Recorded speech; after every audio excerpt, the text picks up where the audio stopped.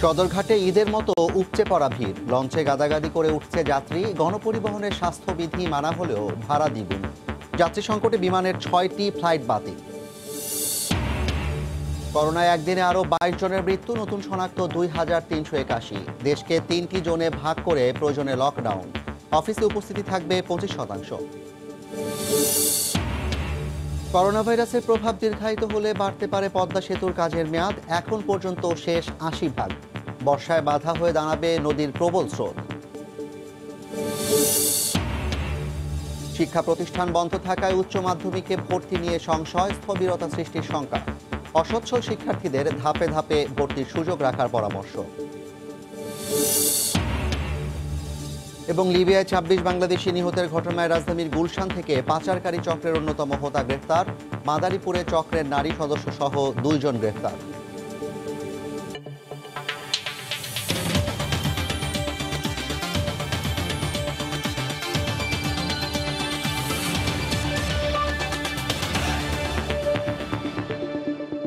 দেখছিলেন শিরোনাম। জনপদে সময়ের সঙ্গে আছি আমি জাফর সাদিক।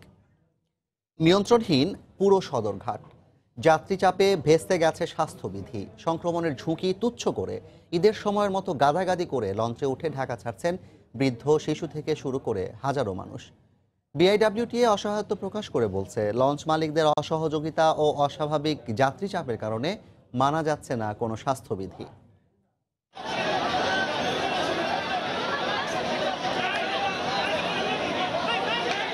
ছবি দেখে কে বলবে দেশে মহামারী করোনাকাল চলছে, যেখানে 6 ফুট করে সামাজিক দূরত্ব মেনে চলার কথা সকল নাগরিকের। অথচ অবিশ্বাস্য হলেও রাজধানীর সদরঘাটে এভাবে গাদাগাদি ও গা ঘেঁষাঘেঁষি করে প্রতিযোগিতা দিয়ে লঞ্চে উঠছেন শিশু, বৃদ্ধ থেকে শুরু করে হাজারো যাত্রী, যেখানে সামাজিক দূরত্বের ধারে কাছেও নেই কেউ। যদিও সদরঘাট টার্মিনালে যাত্রীদের জীবাণুমুক্ত করতে টানেল কিংবা হ্যান্ড স্যানিটাইজার সহ সব পদক্ষেপই নেওয়া হয়েছে, কিন্তু যাত্রীদের অসচেতনতার কারণে লঞ্চে ওঠা থেকে শুরু করে ডেক পর্যন্ত কোনো কিছুই আর থাকছে না। এটা ঝুঁকি, কিন্তু আমরা 2 মাস পর্যন্ত, 2 মাস না আরো বেশি সময় ধরে বাসায় একদম বন্দিই ছিলাম প্রায়। আমার বাবা খুব অসুস্থ, মুক্তিযোদ্ধা। আজকে 4 মাস পর্যন্ত দেখি না, আবার এখন সময় পাবো না, অফিস আদালত খুলে গেছে, এর জন্য যাচ্ছি। আপনি গ্যাপ রেখে তারপর একটা সিট করেন, ওইভাবে এঁকে দিছি, তারপরে সেটা মানছে না। এখন এখানে আমাদের কি করণীয়?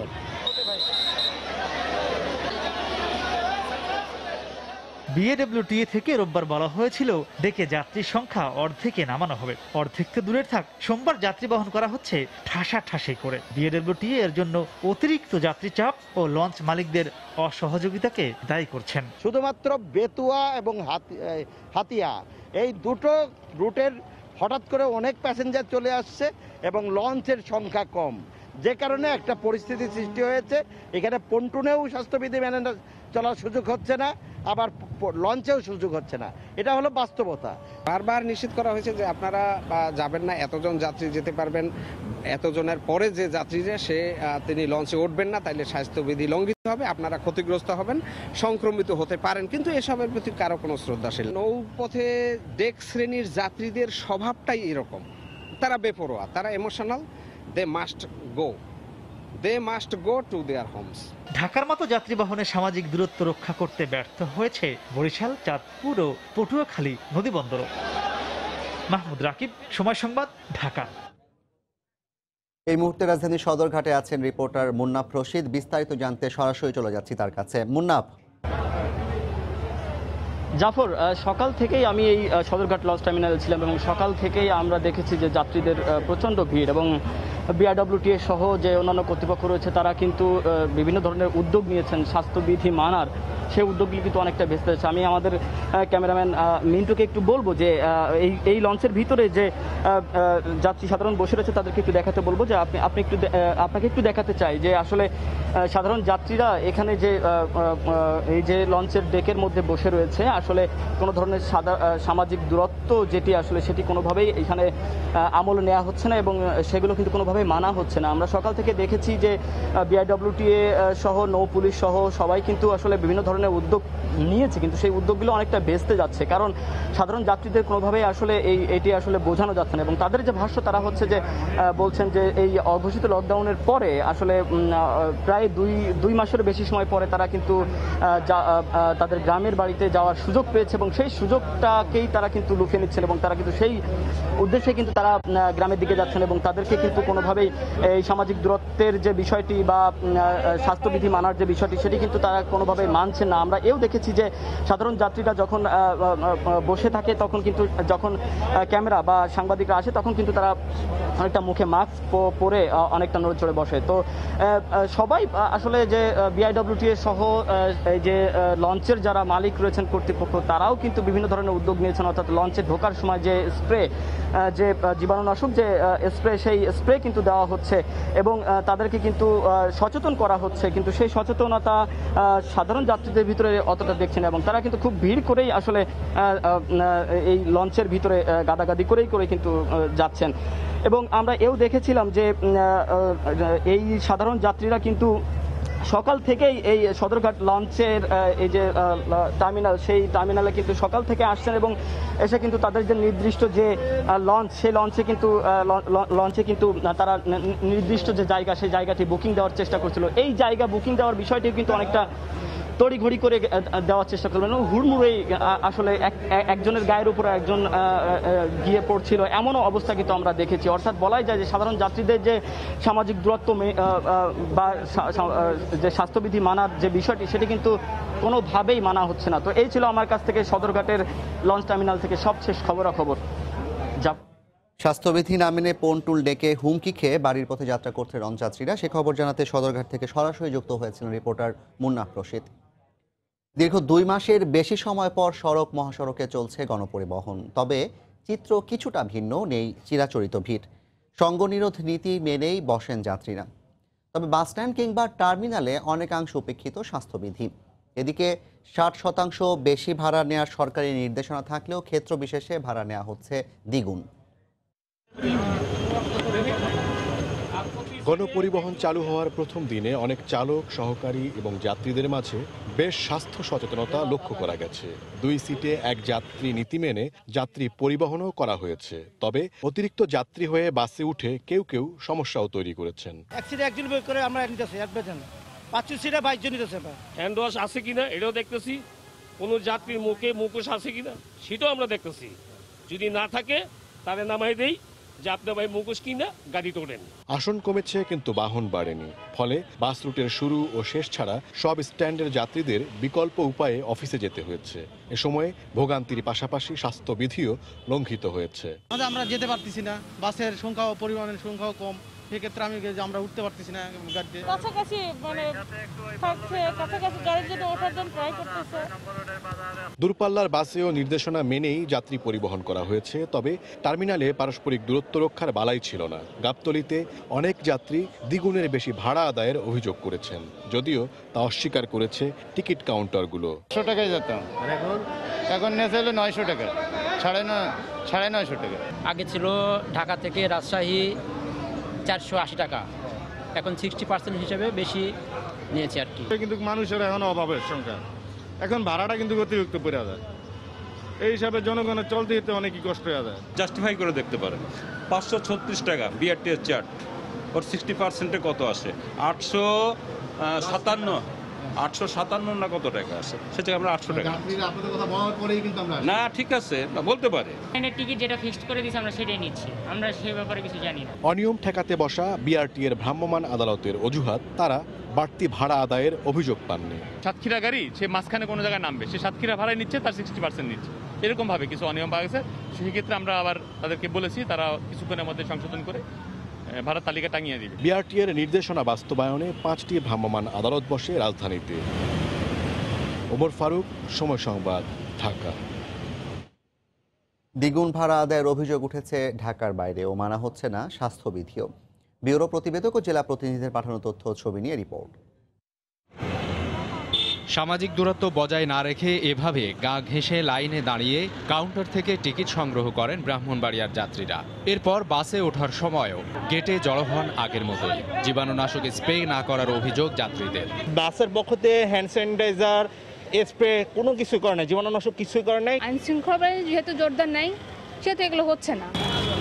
স্বাস্থ্যবিধি না মানার পাশাপাশি অনিয়ম এবং অব্যবস্থাপনার মধ্য দিয়ে চট্টগ্রামে চলাচল করছে গণপরিবহন। হাতে গোনা কয়েকটি বাস ছাড়া বেশিরভাগ বাস, হিউম্যান হলার ও টেম্পুতে কোনো ধরনের স্বাস্থ্যবিধি না মেনেই বহন করা হচ্ছে যাত্রী। আবার তুলনামূলক যানবাহন কম থাকায় ঘন্টার পর ঘন্টা স্টেশনে দাঁড়িয়ে থাকতে হচ্ছে বলে অভিযোগ তাদের।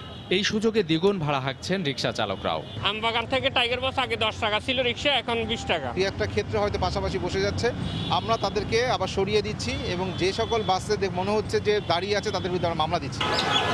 টাঙ্গাইলে স্বাস্থ্যবিধি মেনে চলাচল করলেও যাত্রীর তুলনায় বাসের সংখ্যা কম। এতে রাস্তায় ঘন্টার পর ঘন্টা অপেক্ষার পর বাস না পেয়ে স্বাস্থ্যবিধি না মেনেই বিকল্প হিসেবে মাইক্রোবাসে গাদাগাদি করে নির্দিষ্ট গন্তব্যে যান যাত্রীরা। গাড়িতে ওঠার জন্য অনেকবার ট্রাই করেছি, কিন্তু গাড়িতে কোনো আমাদেরকে নিচ্ছে না, কিন্তু অফিসের কাজে আমাদের যেতে হবে। সিলেটে স্বাস্থ্যবিধি মেনেই চলাচল করলেও সরকার নির্ধারিত বর্ধিত 60 ভাগ ভাড়ার পরিবর্তে দ্বিগুণ ভাড়া নেয়ার অভিযোগ যাত্রীদের। আগে যারা যাত্রীরা 350 টাকা যাইতো, এখন তাদের ভাড়া আসে 560 টাকা, সেখানে তারাও 700 টাকা নিচ্ছে।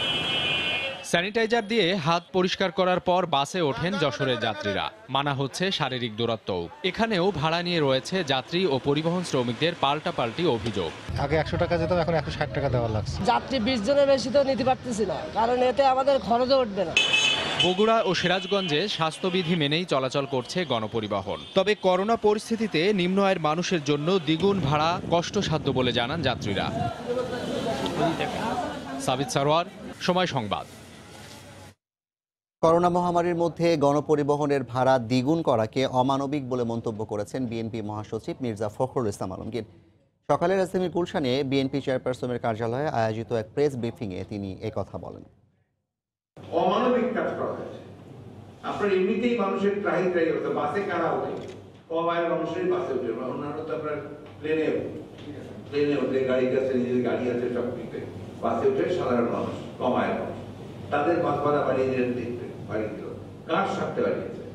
মালিকদের স্বার্থে বাড়িয়েছে। আর মালিকদেরকে আবার প্রণোদনা দিচ্ছে, আবার অনুদান দিচ্ছে। পুরো বিষয়টাই হয়েছে আপনার লুটপাটের জন্য। সরকার বাস্তবতার প্রয়োজনে পরিবহনের ভাড়া সমন্বয় করেছে বলে জানিয়েছেন সড়ক পরিবহন ও সেতু মন্ত্রী ওবায়দুল কাদের। সকালে সেতু বিভাগের কর্মকর্তাদের সঙ্গে ভিডিও কনফারেন্সে মতবিনিময়কালে তিনি একথা বলেন।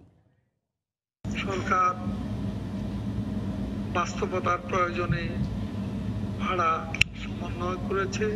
স্বাস্থ্যবিধি এবং শর্ত মেনে গাড়ি চালনার জন্য আমি মালিক শ্রমিকদের কাছে অনুরোধ জানাচ্ছি। আমরা সীমাবদ্ধতা সত্ত্বেও দিন দিন সংকট সমাধানে সক্ষমতা বৃদ্ধি করছি।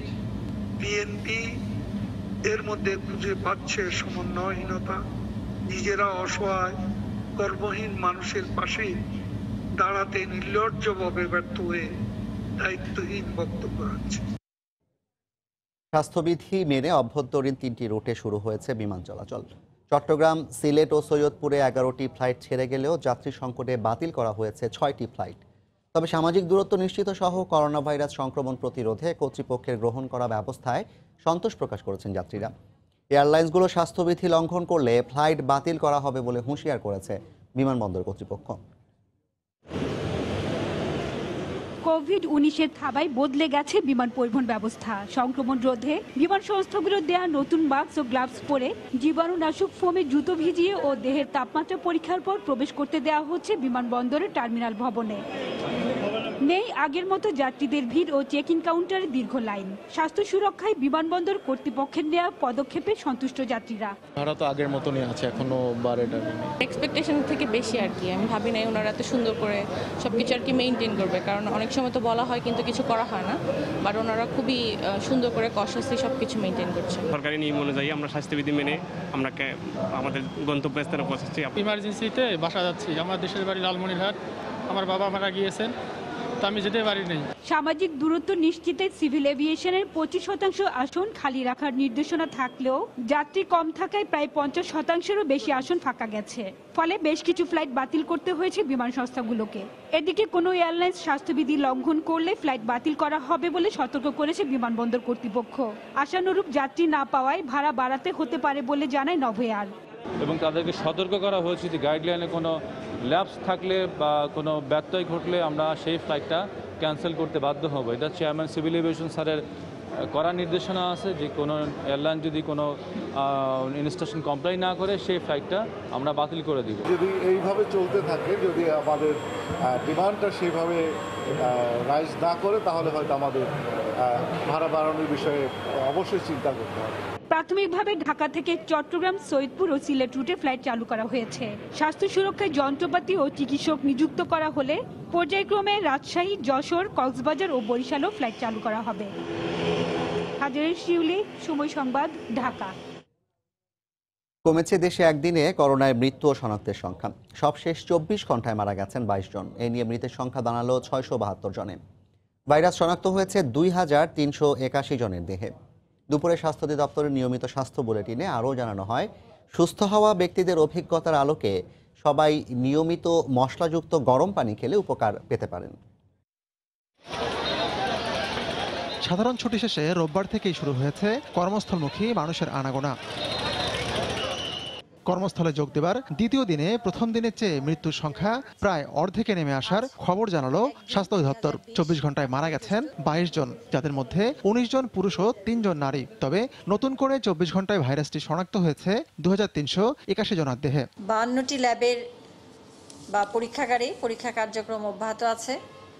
গত 24 ঘন্টায় নমুনা সংগৃহীত হয়েছে 13,104টি। নমুনা পরীক্ষা করা হয়েছে 11,439টি। এ পর্যন্ত নমুনা পরীক্ষা 3,20,369টি। যা নমুনা পরীক্ষা হয়েছে তাতে গত 24 ঘন্টায় শনাক্ত হয়েছে 2,381 জন। এ পর্যন্ত শনাক্ত 49,534 জন। মারা যাওয়া ব্যক্তিদের মধ্যে 21 জনের বয়স 40-এর উপরে। একজন আছেন 21 থেকে 30 বছরের কোটায়। 15 জন হাসপাতালে, 6 জন বাসায়ও, একজন মারা গেছেন হাসপাতালে যাওয়ার পথে। 24 ঘন্টায় শনাক্তের হার 20.81%। গত 24 ঘন্টায় সুস্থ হয়েছেন 816 জন। এ পর্যন্ত সুস্থ 10,597 জন। শনাক্ত বিবেচনায় সুস্থতার হার 21.39%। গত 24 ঘন্টায় মৃত্যুবরণ করেছেন 22 জন। করোনাকে জয় করার ব্যক্তিদের পরামর্শগুলো মেনে চলার আহ্বান জানানো হয়। সবসময় খাবারে হালকা গরম পানি রাখবেন এবং গার্গেল করবেন। মশলাসহ গার্গেল করে এই পানি খেয়ে অনেকেই উপকার পেয়েছেন। কাজে আপনারা আদা, লবঙ্গ বা অন্যান্য মশলা দিয়ে পানি হালকা কুসুম গরম করে এই পানি দিয়ে গড়গড়া করে এই পানি খেতে পারেন। বুলেটিনে আরো বলা হয়, স্বাস্থ্যবিধিগুলো না মানলে ঝুঁকিতে পড়তে পারে নিজেরও পরিবারের সকল সদস্যের জীবন। তাই আপনার সুস্থতা একান্ত আপনারই হাতে। নিজেরা সুস্থ থাকি, পরিবারের সকলকে সুস্থ রাখি। হাতিকুর রহমান তমাল, সময় সংবাদ, ঢাকা। করোনার সবশেষ পরিস্থিতি নিয়ে স্বাস্থ্য অধিদপ্তরের বুলেটিন বিশ্লেষণ করেছেন রিপোর্টার ফারুক ভূঁইয়া রবিন। দেশে কোভিড-19 সংক্রমণ শনাক্তের 86তম দিন আজ। এদিন বাংলাদেশের দ্বিতীয় সর্বোচ্চ নমুনা পরীক্ষা করা হয়েছে, যাতে এই যাবৎকালের মধ্যে তৃতীয় সর্বোচ্চ কোভিড-19 আক্রান্ত শনাক্ত হয়েছে। শুরুতে আমরা বাংলাদেশের সার্বিক পরিস্থিতি এক নজরে দেখে নিতে চাই। গত 24 ঘন্টায় সারা দেশে 11,439 জনের নমুনা পরীক্ষা করা হয়েছে।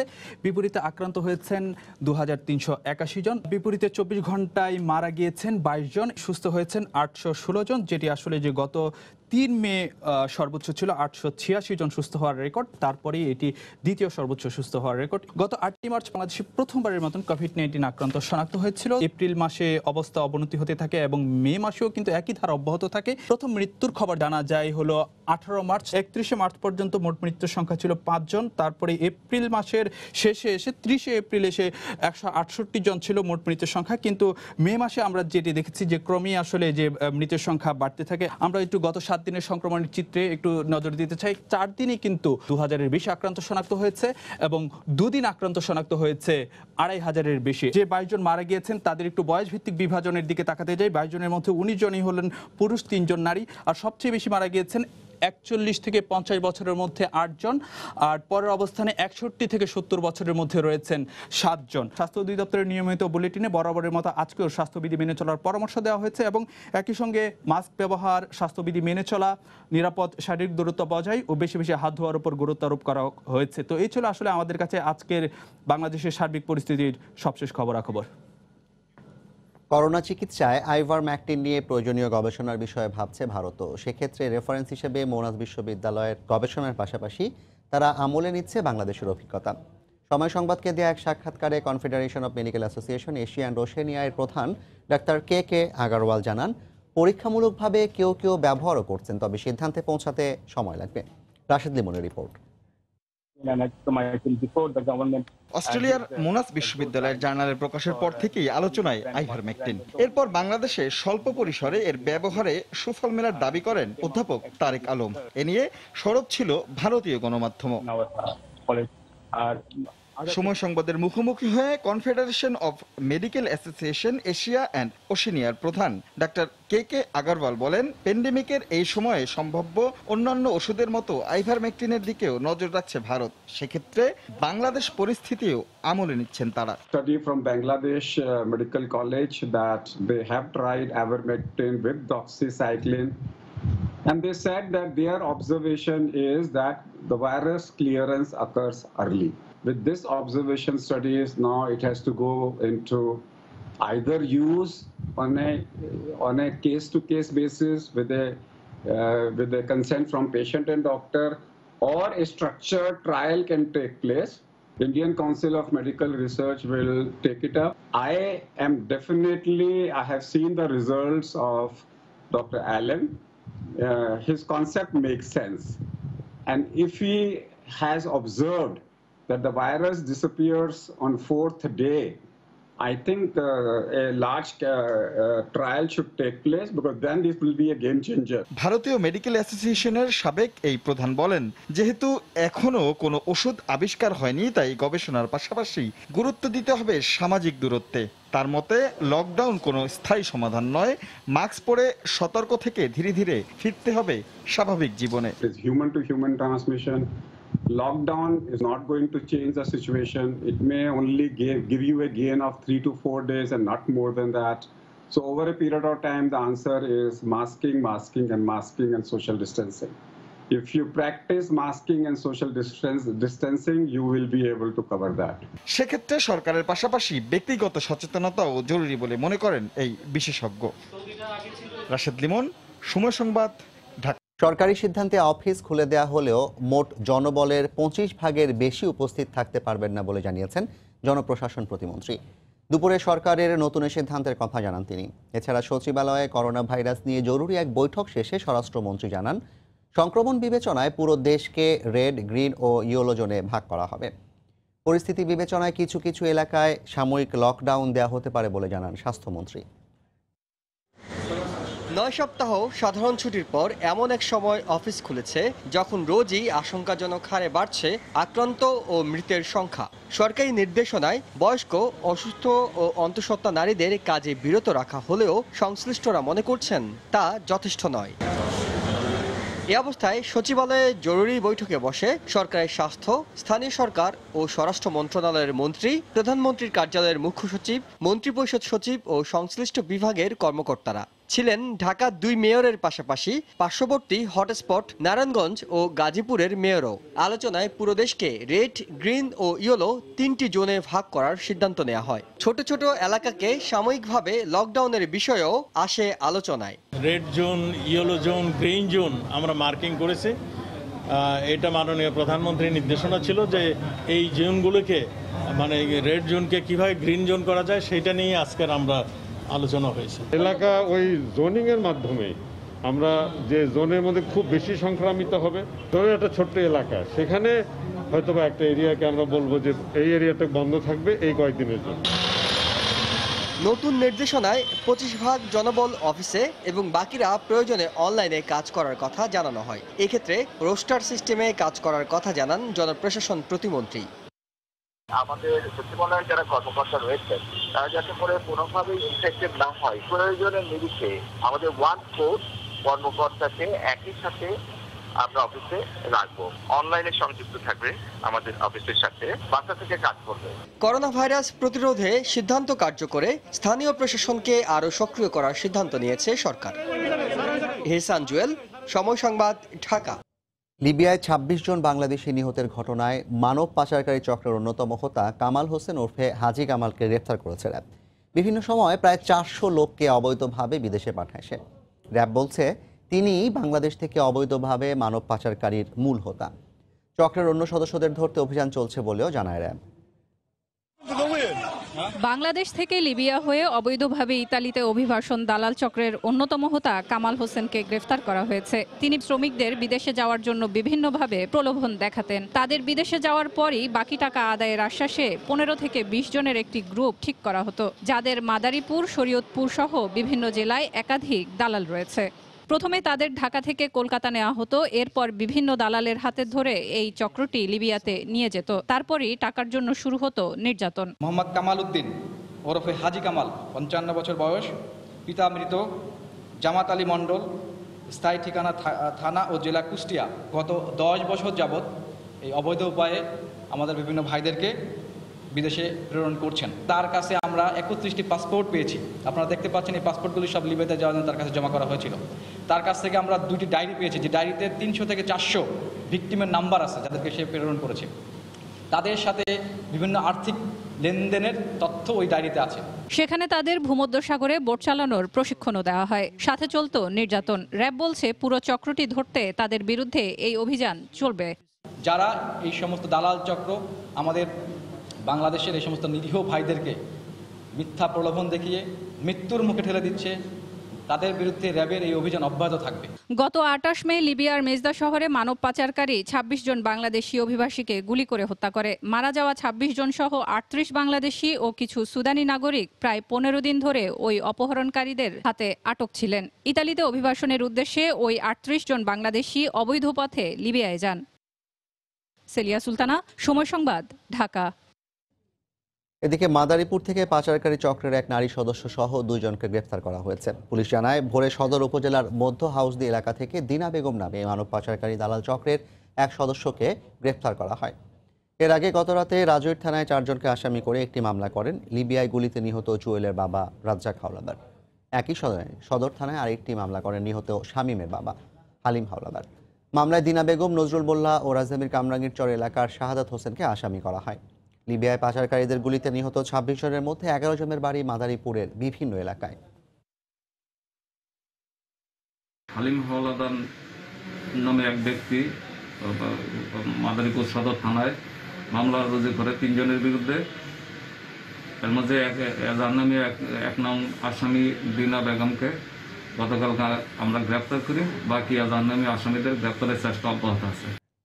প্রতি মাসের 1 তারিখে আমরা পদ্মা সেতুর অগ্রগতির খবর প্রচার করে থাকি। আজ থাকছে প্রকল্পের মেয়াদ বাড়ানোর খবর। করোনা ভাইরাসের প্রভাব দীর্ঘ হলে বাড়তে পারে দেশের মেগা প্রকল্প পদ্মা সেতুর কাজের মেয়াদ। আগামী মাসের মধ্যে সবগুলো স্প্যান বসানোর কথা থাকলেও নতুন লক্ষ্য নির্ধারণ করা হয়েছে এবছরের ডিসেম্বর মাস। কর্তৃপক্ষের দাবি, এখন পর্যন্ত পুরো প্রকল্পের কাজ শেষ হয়েছে 80%। সাইফুল ইসলামের ছবিতে এহসান জুয়েলের রিপোর্ট।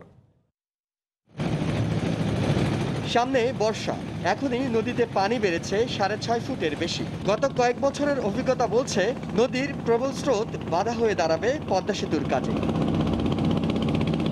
জলের স্রোত ডাঙায় করোনা ভাইরাসের প্রাদুর্ভাব শুরুর পর থেকে সব শ্রমিকদের প্রকল্পের ভিতর শতভাগ আবাসিক ব্যবস্থা করে রাখা হচ্ছে। কর্মীদের সংক্রমণ থেকে রক্ষার পাশাপাশি কাজ চালিয়ে যেতে ঈদেও কোনো শ্রমিককে ছুটি দেওয়া যায়নি। জাজিরা থেকে মাঝ নদী পর্যন্ত 28টি স্প্যান বসানো হলেও মাঝে বাদ পড়েছে একটি। বর্ষার আগে এটি বসাতে হবে। চ্যানেলের মধ্যে পলি জমে গেলে একটি স্প্যানের জন্য ড্রেজিং করতে হবে 2 কিলোমিটার নদী। এরপর ধরা হবে মাওপ্রান্তে মূল নদীতে বাকি 10টি স্প্যান বসানোর কাজ। সবগুলো স্প্যানই জুলাই মাসের মধ্যে বসানোর কথা, সেটা হচ্ছে না। পাশাপাশি পরিবর্তন আসতে পারে প্রকল্পের মেয়াদেও। আমরা জানি না এটা কতদিন এফেক্ট চলবে, তার উপরে ডিপেন্ড করবে আমাদের আসলে টাইম আরো বাড়াতে হবে না। তবে খুব বেশি সময় বাড়াতে হবে মনে করি 2-4 মাস হয়তো বাড়ানো লাগতে পারে, বাট এটা ডিপেন্ড করে করোনা ভাইরাসের এফেক্ট কতদিন আমাদের এখানে থাকে। স্প্যানের উপর প্রায় 3000 করে বসাতে হবে স্ল্যাব। এখন পর্যন্ত বসেছে 1105টি রেল এবং 594টি রোড স্ল্যাব। মোট 41টি স্প্যানের মধ্যে 39টি দেশে। বাকি 2টি যন্ত্রাংশ গত মাসে চীন থেকে রওনা হয়ে এই মাসের মধ্যে মাওয়া পৌঁছার কথা। এর আগেও কয়েক দফা বাড়ানো হয়েছে প্রকল্পের মেয়াদ। তবে শেষ দিকে সেই কাজের যে গতি, তাতে খুব সহজেই ভরসা করা যাচ্ছিল 21 সালের শেষ নাগাদ হলেও কাজ শেষ করা যাবে। এখন সেখানে করোনা আরেক দফা ধাক্কা দিল। এখন শুধুমাত্র প্রকল্পের মেয়াদ বাড়ানোই নয়, কাজের গতি কিভাবে ধরে রাখা যায় তার জন্য করতে হবে নতুন পরিকল্পনা। এহসান জুয়েল, সময় সংবাদ, জাজিরা, শরীয়তপুর। বাগেরহাটের মোংলায় ঘূর্ণিঝড় আম্পানের তাণ্ডবের পর এবার শুরু হয়েছে নদী ভাঙন। বসতভিটা ও দোকানপাট সহ বেড়িবাঁধের 18 কিলোমিটার অংশ বিলীন হয়েছে নদীগর্ভে। এলাকায় দেখা দিয়েছে বিশুদ্ধ পানির সংকট। আর জেলা প্রশাসন বলছে ক্ষতিগ্রস্তদের দেয়া হচ্ছে ঘর নির্মাণ সহ মানবিক সহায়তা। মাহমুদ হাসানের পাঠানো তথ্য ছবি নিয়ে রিপোর্ট। আমার সব বাসা চলে গেছে নদীতে, আমার কিছু নেই। শেফালী মণ্ডল, নদী ভাঙনে চোখের সামনে ভেসে গেছে মাথা গোজার ঠাই। ভিটেমাটির জন্য এখন বিলাপ ছাড়া কিছুই আর করার নেই তার। বাগেরহাটের মোংলার পশুর নদীর ভাঙনে একই অবস্থা উপকূলের বাসিন্দাদের। ঘূর্ণিঝড় আম্পানের ক্ষত না শুকাতেই নদী ভাঙনে দিশেহারা তারা। ইতিমধ্যে চিলা, চাঁদপাই ও বুড়িরডাঙ্গা ইউনিয়নের 1.5 শতাধিক ঘর ও দোকানপাট সহ বেড়িবাঁধের 18 কিলোমিটার অংশ নদীতে বিলীন হয়েছে। ভাঙন ঝুঁকিতে আছেন কয়েকশো পরিবার।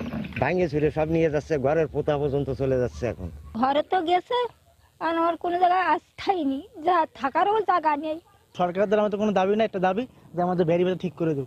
ভাঙন অংশ দিয়ে জোয়ারের লবণাক্ত পানি ঢুকে পড়ছে লোকালয়ে। এতে বিশুদ্ধ পানির সংকটে পড়েছেন কয়েক হাজার মানুষ। আমাদের অঞ্চলে মিষ্টি পানির খুবই অভাব। তারপর যে একটু মিষ্টি পানি ছিল, বন্যায় বাঁধ ভেঙে সব নোনা পানিতে তলাই গেছে। জেলা প্রশাসক বলছেন তালিকা করে ক্ষতিগ্রস্তদের ঘর নির্মাণ সহ দেয়া হচ্ছে ত্রাণ সহায়তা। আর ভাঙন প্রতিরোধে ব্যবস্থা নেওয়ার আশ্বাস দিলেন পানি উন্নয়ন বোর্ডের কর্মকর্তা। আমি এটা আমাদের উপরস্থ অফিসারকে জানিয়েছি, ওনারা সাইট ভিজিট করবে, সাইট ভিজিটের প্রেক্ষিতে আমাদের পরবর্তী ব্যবস্থা গ্রহণ করবে। ভবিষ্যতে যেন আমাদের এই এলাকার মানুষ যেন ক্ষতিগ্রস্ত না হয়, সবাই যেন একটা মিনিমাম নিরাপত্তার মধ্যে, নিরাপত্তা বোধ সবার মধ্যে থাকে, সেই বিষয়ে আমরা কাজ করব। পশুর নদীর তীরবর্তী মোংলার 4টি গ্রামে অর্ধ লক্ষাধিক মানুষের বসবাস। এদের মধ্যে নদী ভাঙনে ক্ষতিগ্রস্ত হয়েছেন 20,000। সময় সংবাদ, মোংলা। করোনা সংক্রমণের শঙ্কায় শিক্ষা প্রতিষ্ঠান বন্ধ থাকায় উচ্চ মাধ্যমিকে ভর্তি নিয়ে দেখা দিয়েছে সংশয়। পরিস্থিতি স্বাভাবিক হওয়ার আগে ভর্তি প্রক্রিয়া শুরু না করার সিদ্ধান্ত নিয়েছে সরকার। ভর্তির সময়সীমা ছাড়া অন্যান্য নিয়ম বহাল থাকবে বলে জানায় ঢাকা শিক্ষা বোর্ডের চেয়ারম্যান। অনেকে স্বাগত জানালেও দীর্ঘমেয়াদে শিক্ষা কার্যক্রম বন্ধ থাকায় স্থবিরতা সৃষ্টির আশঙ্কা কোনো শিক্ষাবিদের। অসচ্ছল শিক্ষার্থীদের আর্থিক সহায়তার পাশাপাশি ধাপে ধাপে ভর্তির সুযোগ রাখার পরামর্শ তাদের। প্রসূন আশিসের রিপোর্ট।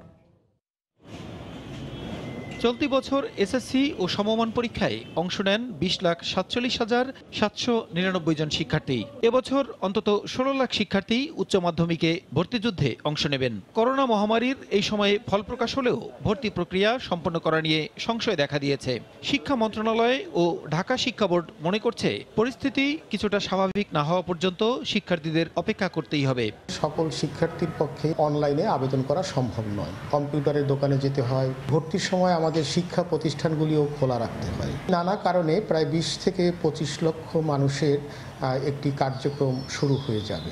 পরিস্থিতি যখন আরও কিছুটা উন্নতি হবে, আমরা ভর্তির কার্যক্রমটিও শুরু করব। ভর্তি প্রক্রিয়া বন্ধ রাখার সিদ্ধান্তে সায় দিলেও শিক্ষা কার্যক্রম দিনের পর দিন বন্ধ রাখলে দীর্ঘমেয়াদে শিক্ষার্থীদের ক্ষতির আশঙ্কা শিক্ষাবিদদের। আমাদের ছাত্ররা যাতে কখনো ভাবতে না পারে এখন তাদের আর পড়ালেখা করার প্রয়োজন নাই। দেশের অর্থনীতিতে গুরুত্বপূর্ণ হলে যারা শিক্ষার্থী তাদেরও জ্ঞানার্জন, দক্ষতার্জন কোনো না কোনোভাবে সচল রাখতে হবে। এই মুহূর্তে শিক্ষার্থীদের বা তাদের পরিবারের পক্ষে এই বিভিন্ন কলেজে ঘোরাঘুরিটি সম্ভব নয়। আর অনলাইন সুবিধা তো সব পরিবারের হাতে নেই। বৈষম্য যেন না হয়, যাকে আমি ডিজিটাল বৈষম্য বলবো। তবে অসচ্ছল শিক্ষার্থীদের ভর্তিতে আর্থিক ছাড়ের পাশাপাশি কয়েকটি ধাপে ভর্তির সুযোগ রাখার পরামর্শ তাদের। অনেক পরিবারের হাতে অর্থ থাকবে না, প্যাকেজ কেনারও পয়সা থাকবে না। যদি সত্যি কেউ আবেদনই করতে না পারে, অনেক মেধাবী ছাত্র বাদ করতে পারে। সেজন্য কয়েক ধাপে ভর্তি প্রক্রিয়াটা যেন নিষ্পন্ন হয়। যে সমস্ত শিক্ষার্থী সচ্ছল অবস্থানে নেই তাদের জন্য সরকার বিবেচনা করতে পারে।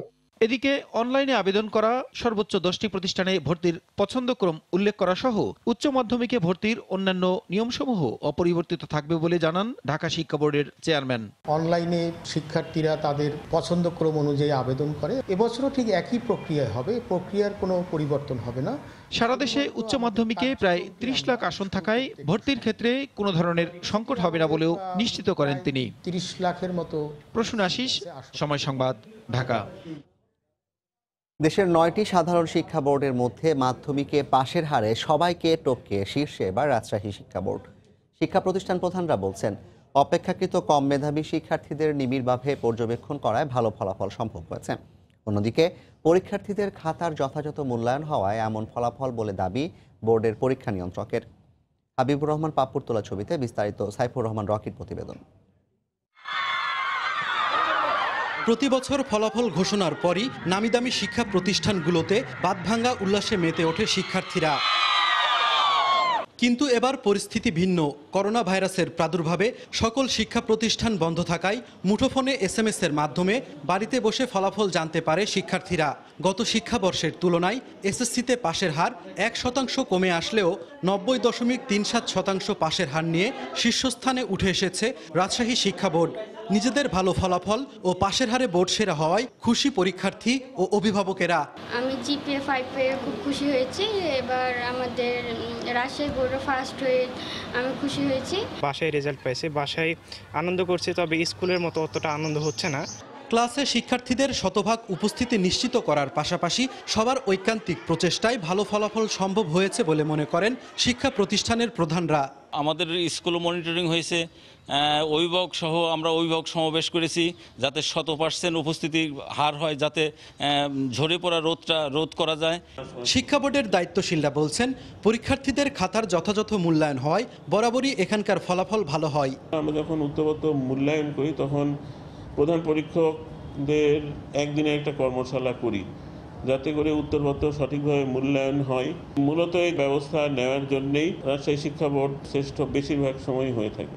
বোর্ডে 2,12,029 জন শিক্ষার্থী SSC পরীক্ষায় অংশ নেয়। এর মধ্যে GPA 5 পেয়েছে 26,074 জন। সাইফুর রহমান রকি, সময় সংবাদ, রাজশাহী। অন্যদিকে দেশের 9টি শিক্ষা বোর্ডের মধ্যে এবার সর্বনিম্ন পাশের হার সিলেট শিক্ষা বোর্ডে। তবে সান্ত্বনা, বোর্ডের ইতিহাসে সর্বোচ্চ GPA 5 পেয়েছে। 4 জেলার ফলাফলে ভারসাম্য না থাকায় পাশের হারে এমনটি হয়েছে বলে মনে করে বোর্ড। বিস্তারিত জানাচ্ছেন ইকরামুল কবির, ছবি তুলেছেন নৌশাদ আহমদ চৌধুরী। SSC পরীক্ষায় GPA 5-এ সিলেট শিক্ষা বোর্ড রেকর্ড গড়লেও পাশের হারে দেশের 9টি শিক্ষা বোর্ডের মধ্যে সর্বনিম্ন অবস্থান এবার। শিক্ষা বোর্ডের পরীক্ষা নিয়ন্ত্রকের মতে এই বোর্ডের 4 জেলার মধ্যে 3 জেলার গড় পাশের হার প্রায় 80 হলেও হবিগঞ্জ জেলার পাশের হার কম হওয়ায় ফলাফল বিপর্যয় হয়েছে। সুনামগঞ্জ হইল আমার 78.60, হবিগঞ্জ হইল 72.73। এই জায়গায় আমি বেশ নিম্নমুখী হয়, হয়তোবা আন্তঃবোর্ডের রেজাল্টে আমরা পিছনের দিকে পড়ে গিয়েছি। তবে মাঠ পর্যায়ের শিক্ষকরা মনে করেন, শিক্ষক স্বল্পতার পাশাপাশি সৃজনশীল বিষয়ে পাঠদান অভিজ্ঞ শিক্ষকের অভাবে শহরের বাইরের শিক্ষার্থীরা পিছিয়ে পড়ছে। ইংরেজি, বাংলা এবং সায়েন্সের যে বিষয়গুলো আছে, এই বিষয়গুলো পর্যাপ্ত সৃজনশীল ট্রেনিংয়ের শিক্ষক নেই। এই প্রশিক্ষণটা সকল প্রতিষ্ঠানে নিশ্চিত করা যায়, তাহলে ইনশাল্লাহ ফলাফল আরো ভালো হবে। শিক্ষক স্বল্পতা এবং সৃজনশীলে অভিজ্ঞ শিক্ষকের অভাবের বিষয়টি স্বীকার করে অচিরেই পদক্ষেপ নেওয়ার কথা জানালেন শিক্ষা বিভাগের এই কর্মকর্তা। যেখানে আমাদের শিক্ষকগুলোর স্বল্পতা আছে, সেগুলো অচিরেই পূরণ হবে পদগুলো, এবং শিক্ষা মন্ত্রণালয় কর্তৃক গৃহীত যে সৃজনশীল পদ্ধতির প্রশিক্ষণগুলো সফলভাবে নিতে পারলে শিক্ষকরা ক্লাসে আরও ফ্রুটফুল ক্লাস করাতে পারবে। সিলেট বিভাগে মাধ্যমিক স্তরে সরকারি পর্যায়ে 40 এবং বেসরকারি পর্যায়ে 35 ভাগ শিক্ষকের পদ শূন্য রয়েছে। ইকরামুল কবির, সময় সংবাদ, সিলেট। সারা দেশে অঘোষিত লকডাউন উঠে গেলেও এখনও পর্যটন শিল্পে রয়ে গেছে নিষেধাজ্ঞা। বিধিনিষেধের বেড়াজালে আটকে আছে পর্যটন নগরী কক্সবাজারের 400-র বেশি হোটেল, মোটেল ও রিসোর্ট। এ অবস্থায় স্থবির হয়ে পড়া এই শিল্পকে পুনরায় চাঙা করে তুলতে সীমিত আকারে হলেও খুলে দেওয়ার দাবি পর্যটন সংশ্লিষ্টদের। তবে করোনা সংক্রমণ বাড়ায় কক্সবাজারে পর্যটকের আগমন প্রশ্নেই আসে না বলে সাফ জানিয়েছে জেলা প্রশাসক। আরও জানাচ্ছেন সুজাউদ্দিন রুবেল। বিশ্বের দীর্ঘতম সমুদ্র সৈকত কক্সবাজার। সমুদ্রের ঢেউ, সূর্যাস্ত ও প্রকৃতির টানে ছুটে আসে হাজার হাজার মানুষ। তাদের আতিথেয়তার জন্য এখানে রয়েছে 4.5 শতাধিক হোটেল, মোটেল ও রিসোর্ট। করোনা পরিস্থিতির কারণে গত 18 মার্চ থেকে বন্ধ রয়েছে সব কিছুই। এমনকি সৈকতে প্রবেশ করতেও দেয়া হয় না কাউকে। 31শে মে থেকে সারা দেশে লকডাউন উঠে গেলেও এখনও পর্যটন শিল্পে রয়ে গেছে নিষেধাজ্ঞা। লক্ষাধিক শ্রমিক বেকার অবস্থায় রয়েছেন। যদি সীমিত আকারে পর্যটন খুলে দেওয়া হয়, কিছুটা হলেও তারা রুজি ইনকাম করতে পারবে। সঠিক নীতিমালা তৈরি করে আমাদেরকে ওইটার 100% বাস্তবায়নের মাধ্যমে পর্যটন শিল্প খুলে দিলে কর্মজীবী আছে, হোটেল ওনার সহ সবাই খুবই উপকৃত হবে। সরকারি কোনো নির্দেশনা না আসায় করোনা সংক্রমণ ঠেকাতে সৈকতে প্রবেশ করতে দেয়া হচ্ছে না বলে জানায় ট্যুরিস্ট পুলিশ। পর্যটক যারা আসছে তাদেরকে বুঝে বলে তুলে দিচ্ছি, পরবর্তীতে আরো উচ্চ পর্যায় থেকে নির্দেশনা আসলে আমরা সেই অনুযায়ী ব্যবস্থা নেব। আর জেলা প্রশাসক জানালেন, করোনা সংক্রমণ বাড়ায় আপাতত কক্সবাজারে পর্যটক আগমন বন্ধ থাকবে। যেহেতু এই আন্তঃজেলা চলাচল কঠোরভাবে নিয়ন্ত্রণ করার কথা বলা হচ্ছে, সুতরাং এই সময়ে পর্যটন নগরীতে মানুষজনের আসার তো প্রশ্নই আসে না। শুধু হোটেল মোটেল নয়, পর্যটন শিল্পকে কেন্দ্র করে এখানে গড়ে উঠেছে 5 শতাধিক রেস্তোরাঁ, সহস্রাধিক বার্মিজ দোকান। সুজাউদ্দিন রুবেল, সময় সংবাদ, কক্সবাজার। দেখছেন জনপদের সময়। পঞ্চগড়ে বজ্রপাতে বাবা ছেলে সহ 3 জনের মৃত্যু হয়েছে। অন্যদিকে দিনাজপুর ও নীলফামারীতে মারা গেছেন আরও 2 জন। মর্মান্তিক এই মৃত্যুতে এলাকায় নেমে এসেছে শোকের ছায়া। পুলিশ জানায়, দুপুরে তেঁতুলিয়া উপজেলার ভজনপুর এলাকায় ছেলেকে সঙ্গে নিয়ে নিজের জমিতে ধান কাটছিলেন কৃষক মোহাম্মদ আলী সহ বেশ কয়েকজন। হঠাৎ বৃষ্টি নামলে বজ্রপাত শুরু হয়। এতে গুরুতর আহত হন মোহাম্মদ আলী ও তার ছেলে আনিসুর রহমান।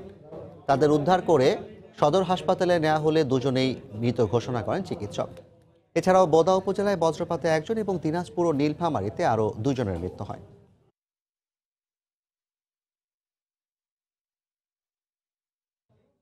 ঠাকুরগাঁওয়ে অজ্ঞাত পরিচয় এক নারীর লাশ উদ্ধার করা হয়েছে। পুলিশ জানায়, দুপুরে সদর উপজেলার নারগুন কহরপাড়া গ্রামের একটি বাগানে মাটি চাপা অবস্থায় এক নারীর লাশ দেখতে পান স্থানীয়রা। খবর পেয়ে ঘটনাস্থল থেকে লাশটি উদ্ধার করে সদর হাসপাতালের মর্গে পাঠায় পুলিশ। তবে কে বা কারা তাকে হত্যা করেছে তা জানাতে পারেনি কেউ।